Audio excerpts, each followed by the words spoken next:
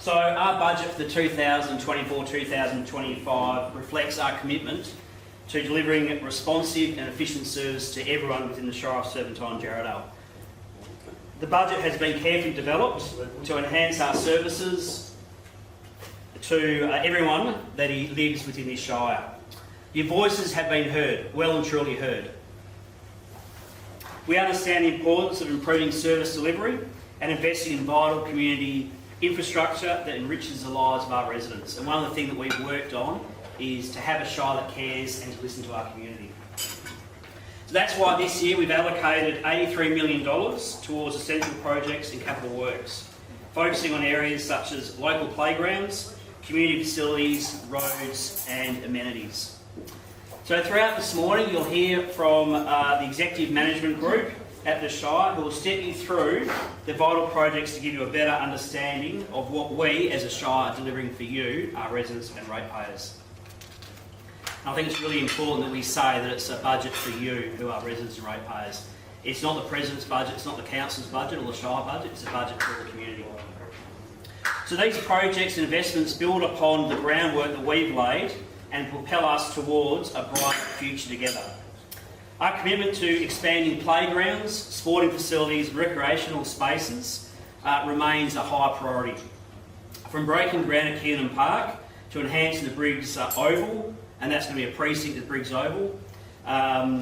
With a dynamic pump track, we're dedicated to providing these inclusive spaces that foster community engagement and well-being. And isn't it wonderful over the last couple of days of the Olympics, we've seen a 14-year-old girl, and a young man that both won gold at the skateboarding. So hopefully in the Olympics in the next 4 years or 8 years, we'll have someone local from Bath that can go and participate.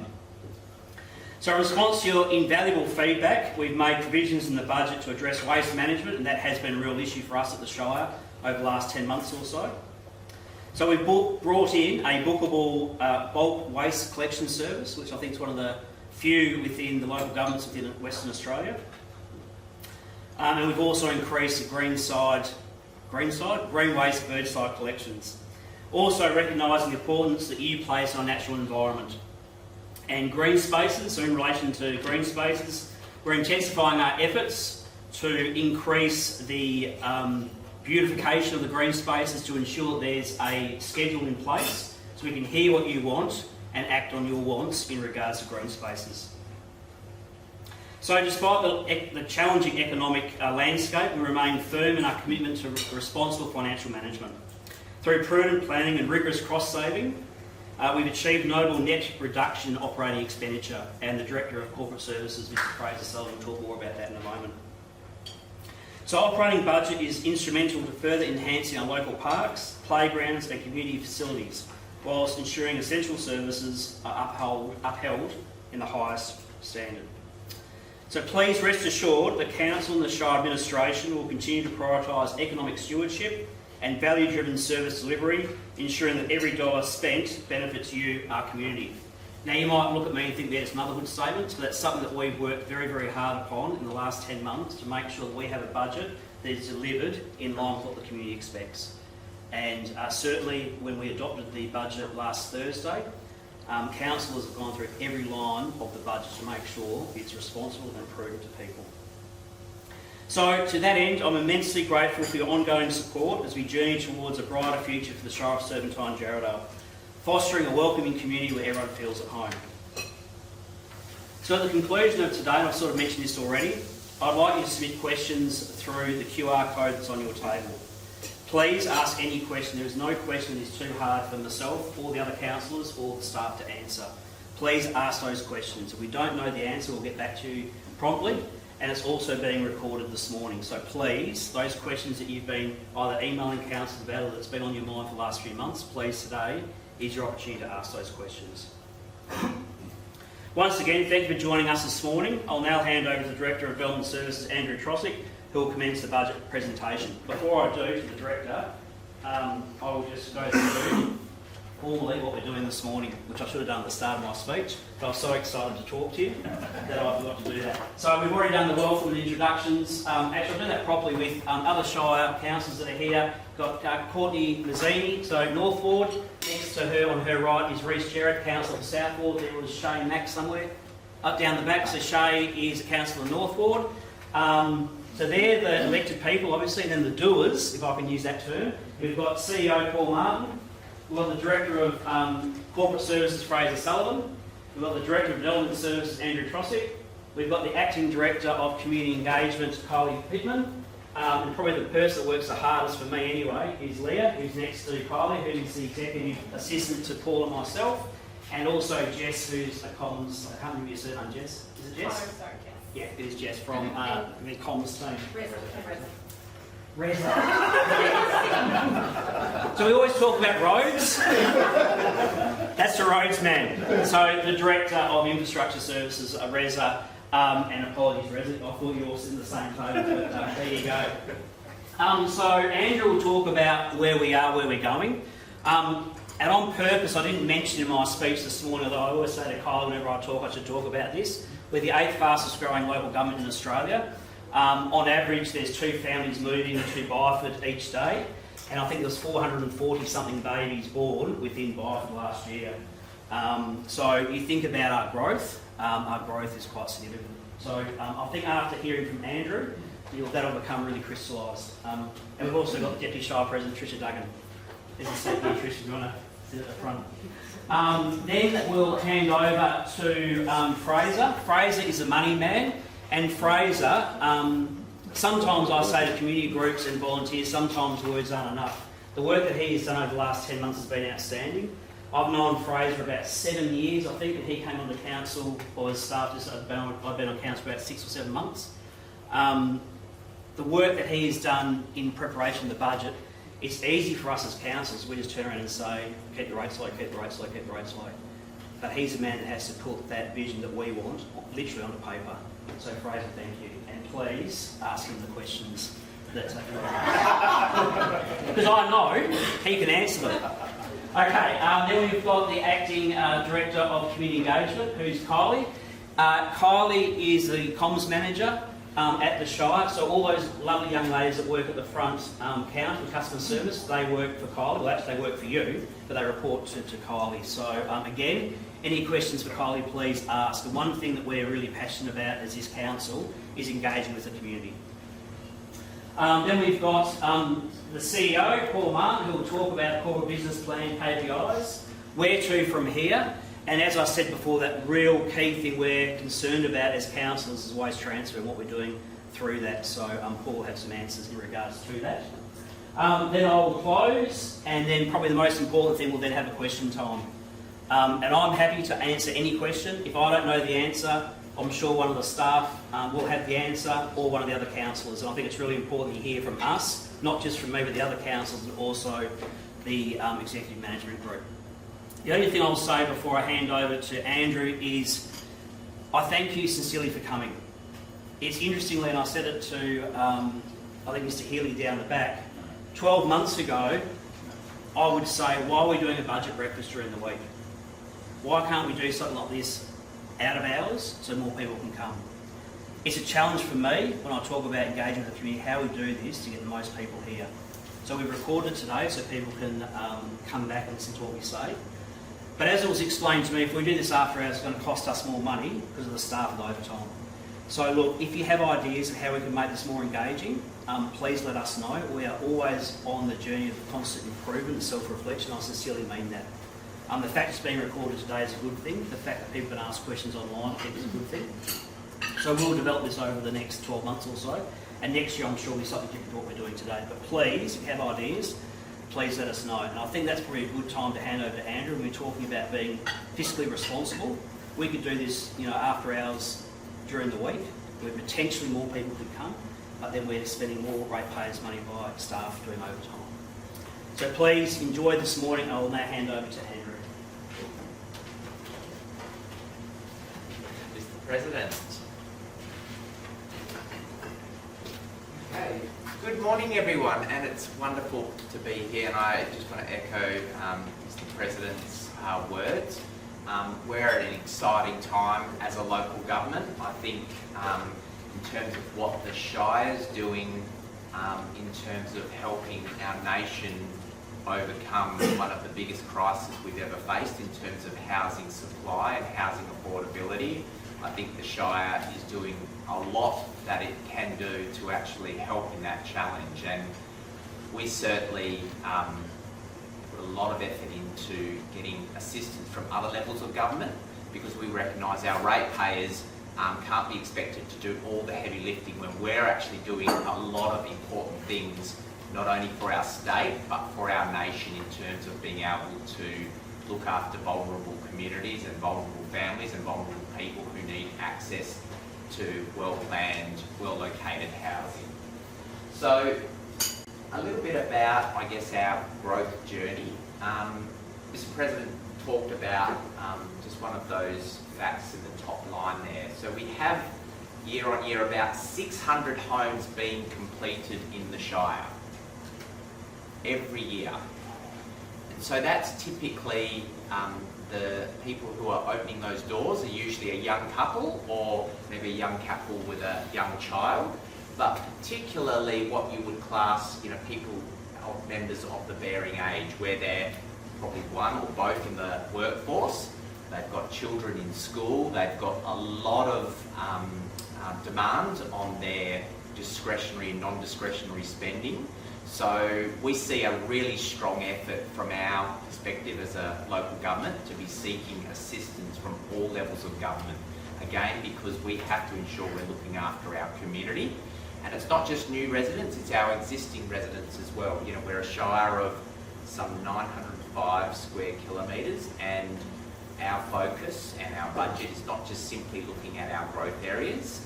We hand on heart look at our whole areas and look at the strategies that we've formulated and how those strategies inform our budget year on year.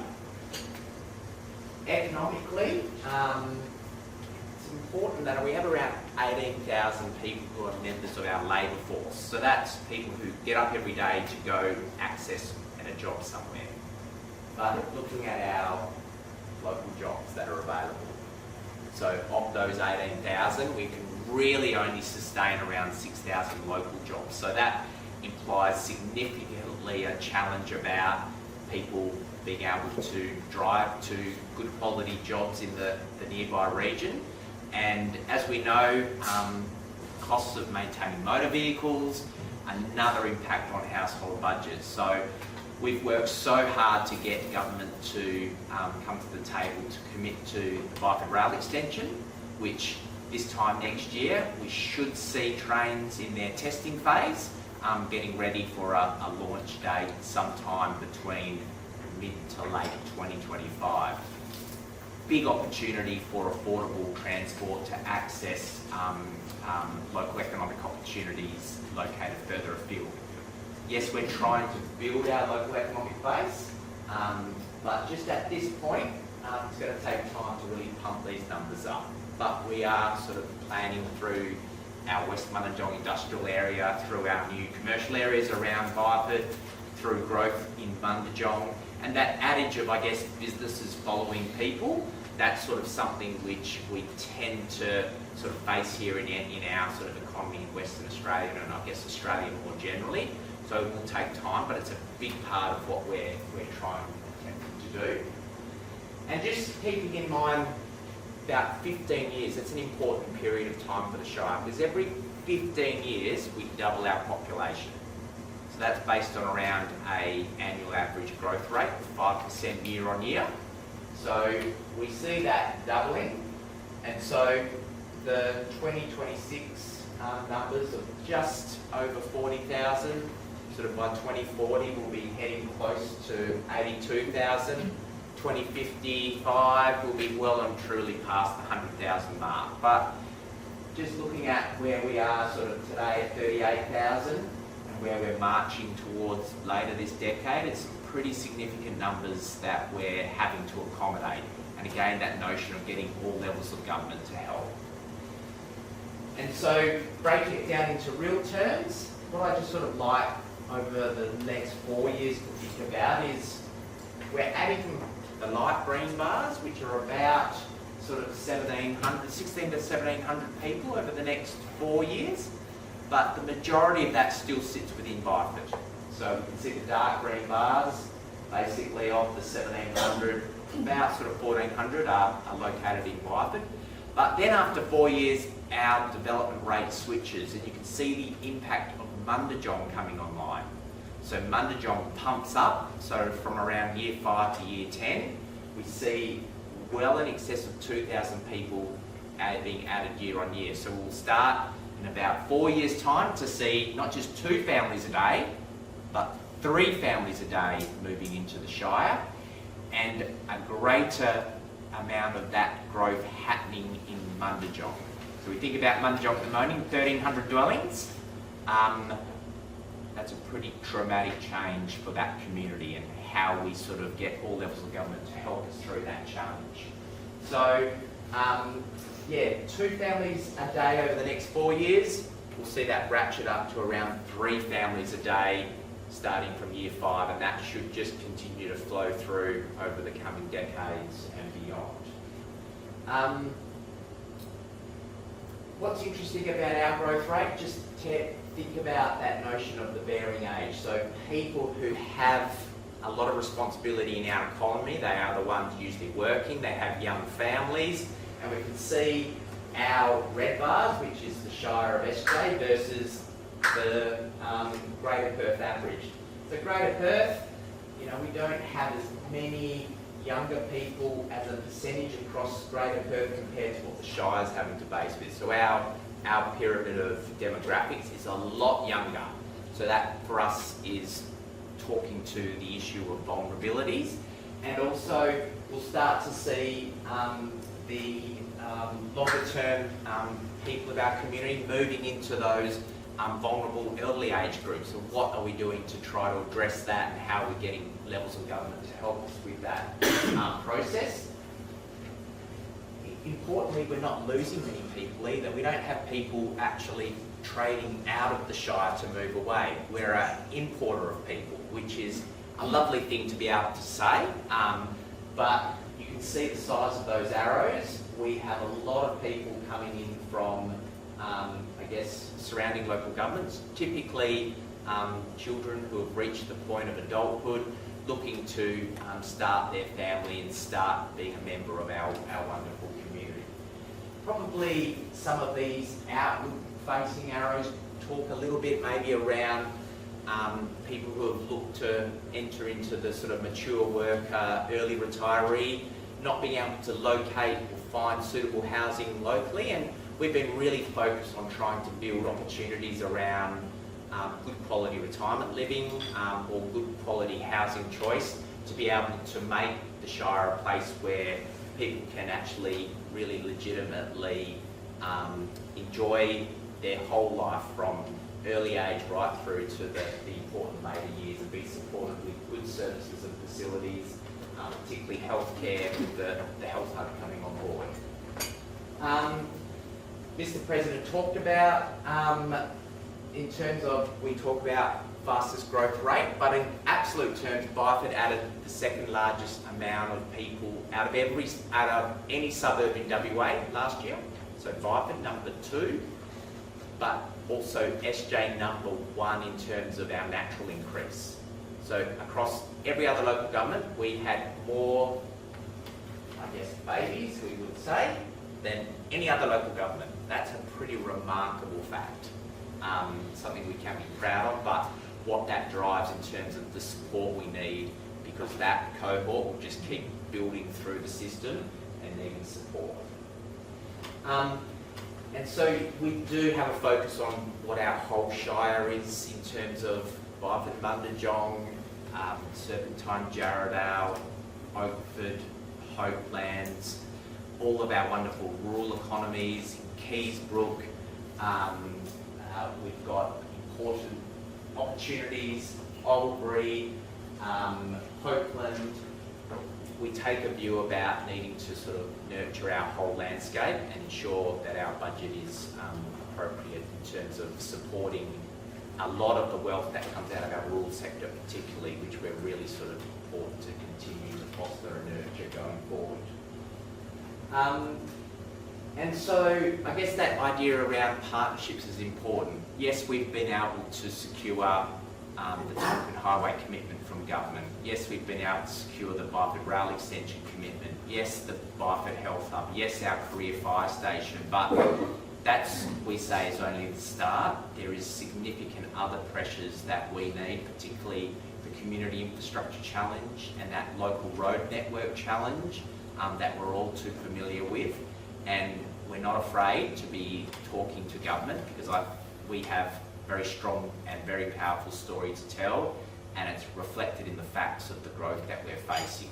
And so, you know, government is basically facing a crisis around housing. We're essential to be able to deal with that crisis, and I guess we're sort of there to say you can't just be expecting ratepayers to meet the bill of that challenge, that we need all levels helping us to be able to do it well and do it sustainably. And on that segue, I would love to hand over to my colleague Fraser Sullivan, our Director of Corporate Services here at the Shire. All right. Thank you very much, Andrew. Good morning, everybody. Welcome. I'd like to begin by answering some of the intangible questions that I get from community members whenever I'm talking about, well, money, but rates specifically, and also some of the challenges I have with talking to councillors about setting rates and setting our budget year to year. So a little bit of scene setting for the first little bit of my presentation. So I guess as an organisation, we've been on this journey of hyper-growth, but more importantly for us is developing an organisation, a sophisticated, modern local government organisation to deal with the management of the municipality. So back in 2003, before all the craziness began, the Shire had $92 million of assets under management. Today we're at 733 and adding about $20 to $25 million a year to that. So these assets are used and there's a decline in value each year. So basically back in 2003, the annual decline in asset value was $3 million, now it's $15 million. So that's like a standstill spend that's required each year just to maintain our assets in a serviceable condition. And obviously the population that's driving that, currently at 37, but probably, that's the official number, probably more likely through 40,000 now. Right, a little bit of Economics 101. So one of the questions that I get is, why do you want more? Why do you always want more? Like there's, if you were looking at private enterprise, you know, they often go through rounds of redundancy. You know, the best way to drive the share price is announce staff retrenchments and things like that. Economics 101, the very first day of any economics course you walk into, the lecturer will be talking to you about this demand curve. And really what it says is that the higher the price, the less you're going to have to provide or sell. The lower the price, the more you are going to have to provide or sell. In our world of service delivery, there is only one service of the hundreds of services that local governments provide. There is only one service that we charge full price or cost recovery on, and that's waste services. Everything else we do is subsidised by rates, by other levels of government, by developers. Somebody else is paying essentially. So there is just no connection between the cost of the goods and what's demanded. Secondly, there is no sophistication about the services we offer. Everybody gets the same level of service. So there are some people who are happy driving a Hyundai Getz. There are other people that want Lexuses, Ferraris, whatever. Like so, but we don't know. There's not a different brand or a different model point for different requirements or desires, everybody gets the same thing from us. To make matters worse, we're a monopoly. So in private enterprise, the ideal circumstance is you're the only person selling that service. So you can put your price up as high as you like, and you get to make a whole lot of business decisions in that organisation's favour. Unfortunately, we've achieved the ultimate, except we're back in this circumstance where we kind of have no kind of control over pricing and how we provide things. Furthermore, just in that scene setting thing, the other thing that people often say to me is, we don't want to pay your rates because we don't have water, we don't have sewer.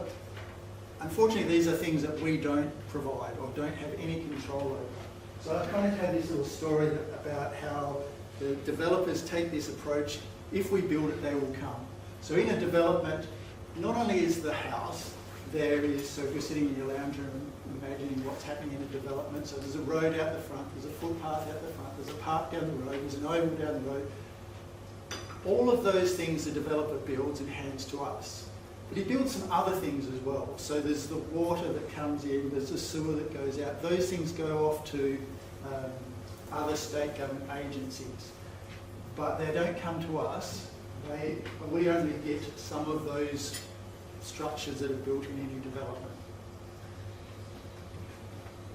But it also drives our need to fund their maintenance and servicing of those assets and other services that come along, like youth services and home safety and things like that. And just in that finalisation of that scene setting thing, we've now got a second development front opening up. So everyone will be very aware of what's happening up in Byford and that development front moving down. But we now have big yellow machines working here. So I think there's 2,000 houses due in here. So there'll be, I guess by this time next year, there'll be hundreds in here, but we're expecting to see all of this area Whitby also kicking off very shortly in an attempt to deal with this full-blown housing crisis that the state's experiencing. So I guess Andrew alluded to that what this organisation was up till now will essentially have to double its capacity to deal with that. So there's not just going to be one area producing 3, 4, 5, 600 houses a year. There's going to be 2 of these machines running now. So we could easily see our annual housing growth come to 1,000 houses a year. It could happen. Certainly Andrew and I have seen it in other larger local governments that we've worked with. Okay, rates. Kind of a good news story this year, depending on where you were sitting, what you're trying to achieve. But these are like just a little snapshot of many of our surrounding local governments. We left out Vic Park, I think they went to 7 or 8%. So I guess as an average there, probably 4% seemed to be where the industry landed this year on rate increases. Kind of in line with CPI, I guess, but Shire of Serpentine Jarrahdale 2.9%. A lot of work went into developing that number. A lot of angst, a lot of hand-wringing, I guess. And I don't know what we do, a dozen workshops, line by line through the budget. It was an onerous process this year.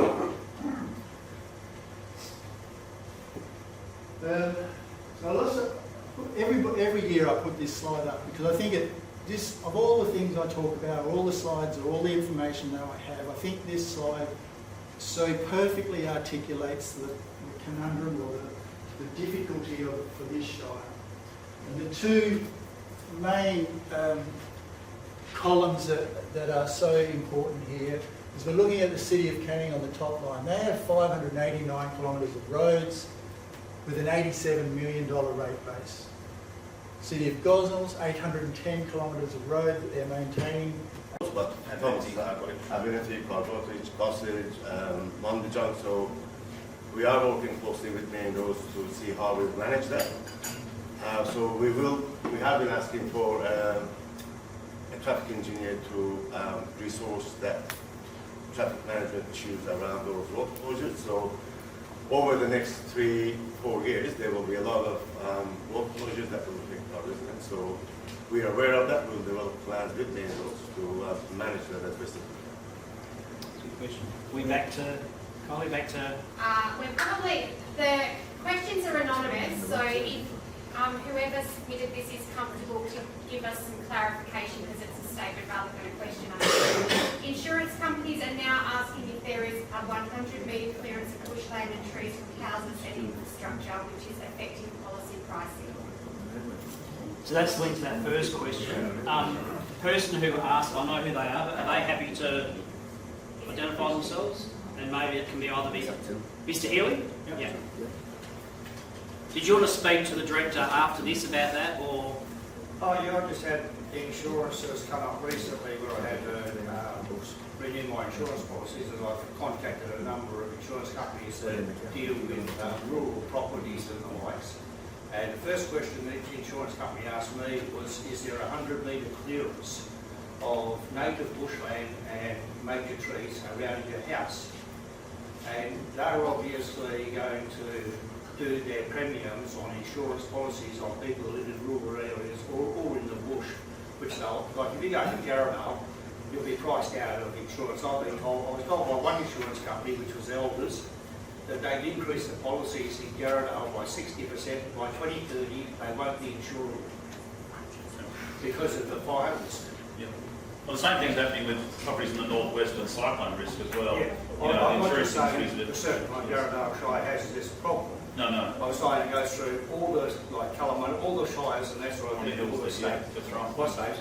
And what I was suggesting, I think that the shires need, all the councils need to sit down with the state government and the insurance council and work out where they're going and what's insurable and what's not going to be insurable, because 60% of Australia now is uninsurable because of flood and fire risk, especially across the eastern states. Yeah.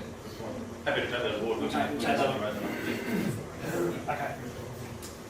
Next one is whose responsibility is it to maintain drains on private property that street drains feed into if the Shire has caveats on these drains on the private property? It's a great question. I don't know the answer. So some of those drains are the Shire drains, some might be watercourse drains. So if there's an easement over the land where the Shire drain actually is located, the responsibility to maintain the drain will be the Shire. So, and we are putting together this schedule we talk about, which will deal with all our drains and probably identify a gap where we're not maintaining it well enough. But there could be water corporation drains, but if people want to talk to us separately away from here, we're happy to raise that. And certainly a number of water corp drains take the water that way towards the coast, over the flats. So I know there's a couple of people who have reached out to me over the last couple of days who want to sit down with the CEO and myself, so Yep. you know about that yet. No, With the CEO, happy to meet with anybody. Yeah. We're about to spend a heap of money on collecting drain data.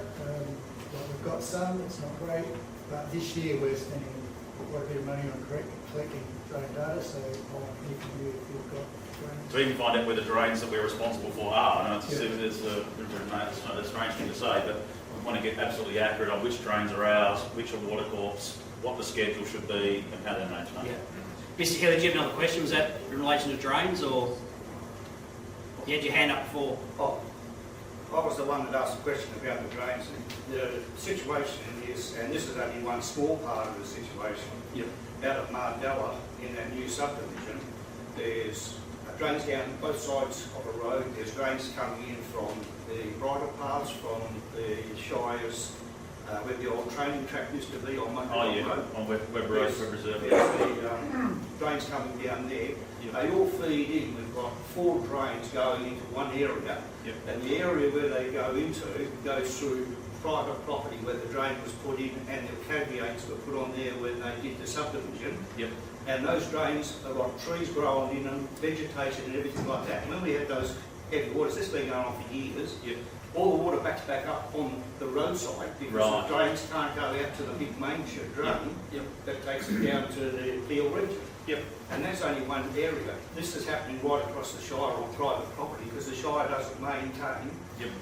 And when you say the water authority drains, that's not correct because I've got my titles and I had this out with the water authority before. On the bottom of my titles it said a a caveat has been put on your property by the SJ Shire Yep. to maintain the drain, or not maintain the drain, but to have the drain run through your property. Yep. Now, all those drains, when they first did those subdivisions out there, they didn't allow for those drains to go in. That was an afterthought. The Shire made the developer put them in after they had already done the survey Yeah, of the right. properties. Yep. And that is a part of those 10-acre properties, Yep. which were put in as an afterthought by the Shire. Yep.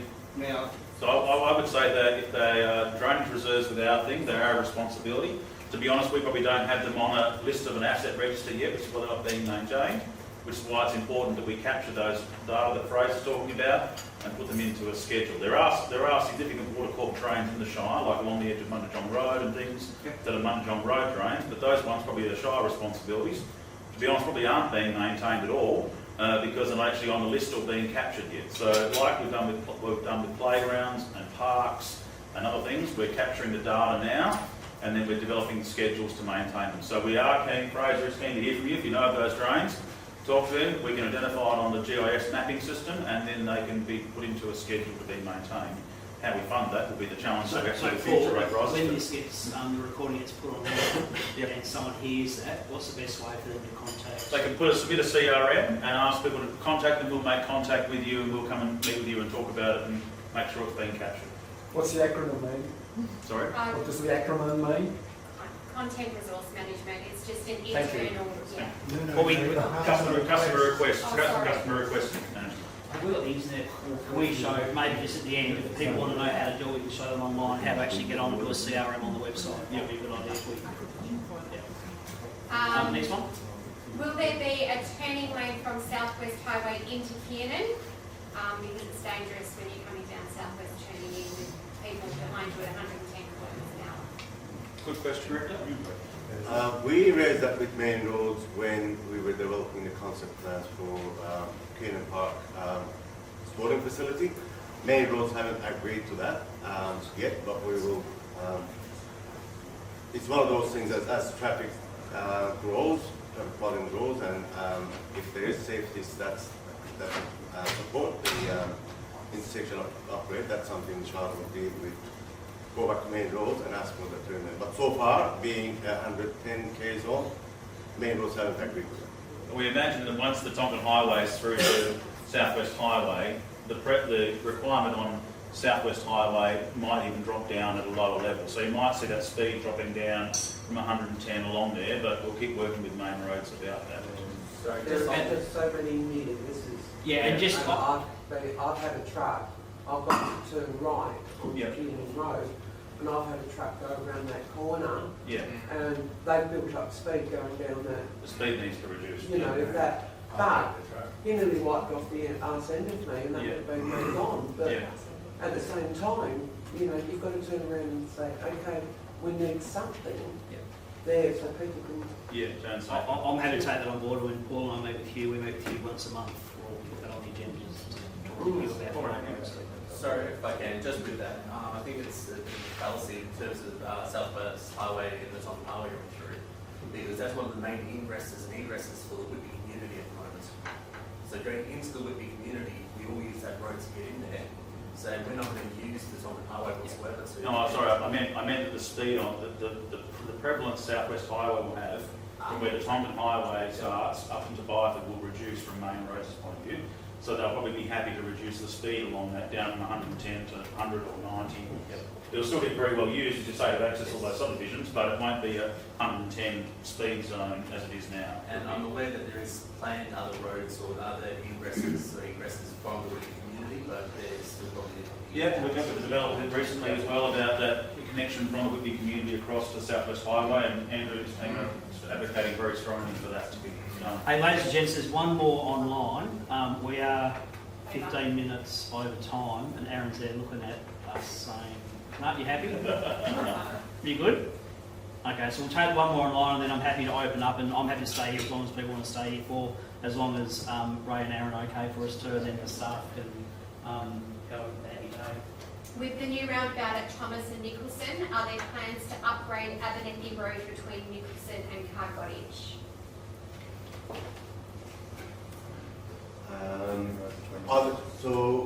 We have the intersection of Abernethy and Cargottage, that's one of our core black spots. So we've been working on that through the Happy Growth Road project. We've designed a roundabout that needs to go on there to make that intersection safe.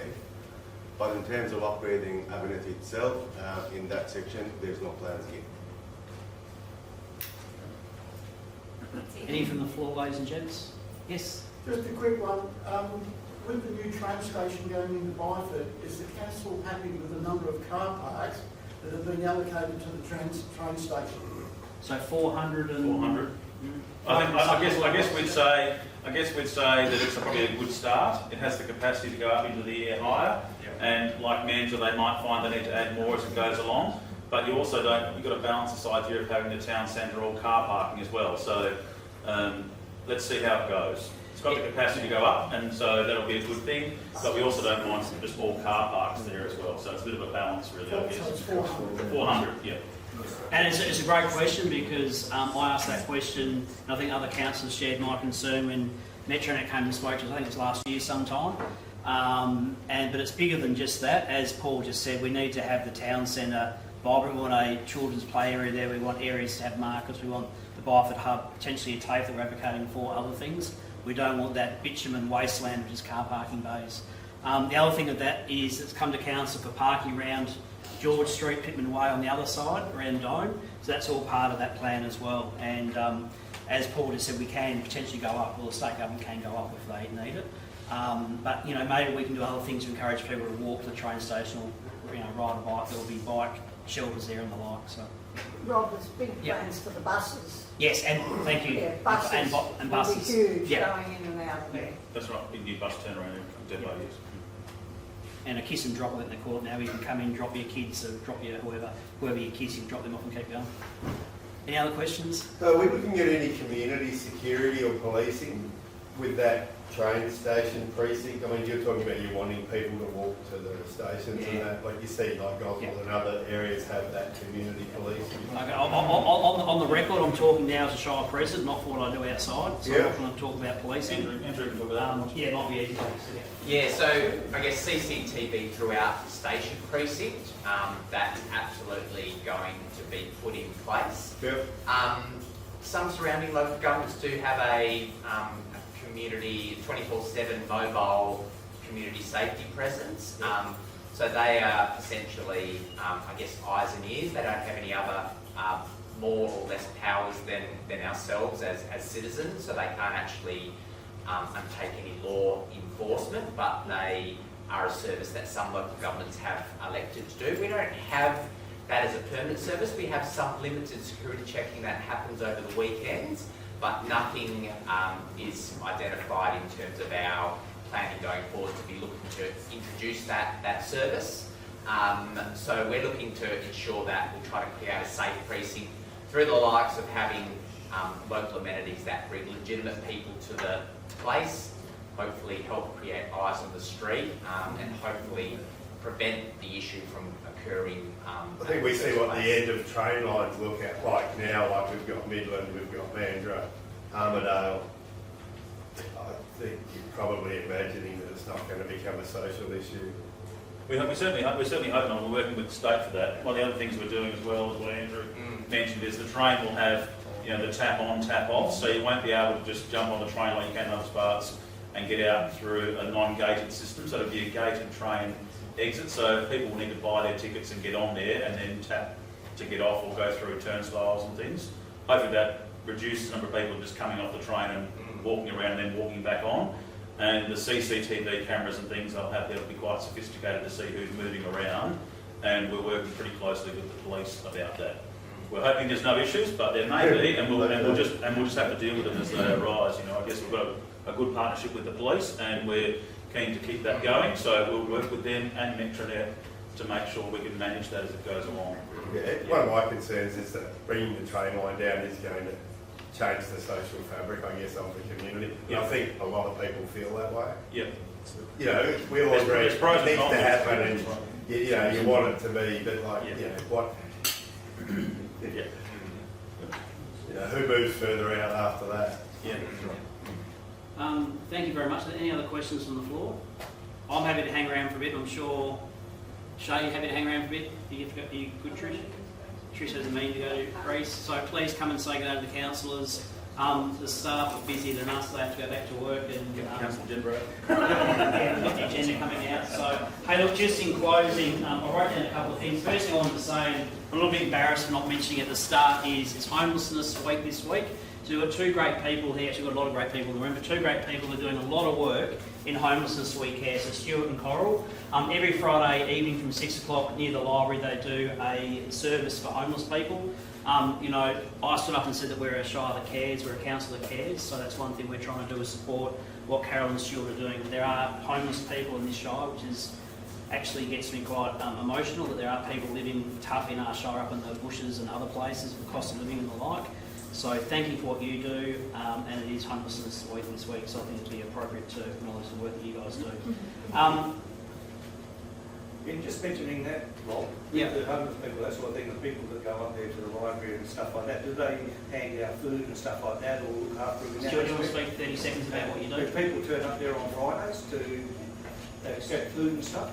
Yes. Can I make a suggestion that if we can pack up all the leftovers from here today, which is still fresh, and take it out to the Yep. homeless I was people? going to ask if we Yeah. can ask. Aaron's nodding. Aaron's nodding. Great comment, Mr. Healy. Yeah, thank you. Thanks. Great idea. And in that vein, I'd also like to thank, I don't know where Ray is, but thank Ray and Aaron and all the staff at the Golf and Districts Country Club for supporting this event this morning. They've always happy to help us out and to host events for us. So thank you, Aaron. Please pass on to your staff and to your team. And the final thing I would like to say is thank you very much for coming. We are trying to engage with the community. I understand difficulty in coming on a 7 o'clock or 7:30 on a Friday morning being a weekday. We'll balance that out. Next year, hopefully, we can do it live so people can sit at home or sit at work and also listen in. Thank you very much. We are a shire that's here for you, so thank you for making it this morning. The very, very final thing, thank you very much to the staff. I know there was some emails going backwards and forwards last night. Thank you, Kylie, for all the work you do. Thank you, Paul. Thank you, all the executive. Because it's easy for us when you've got good staff. So thank you very much. Enjoy your day.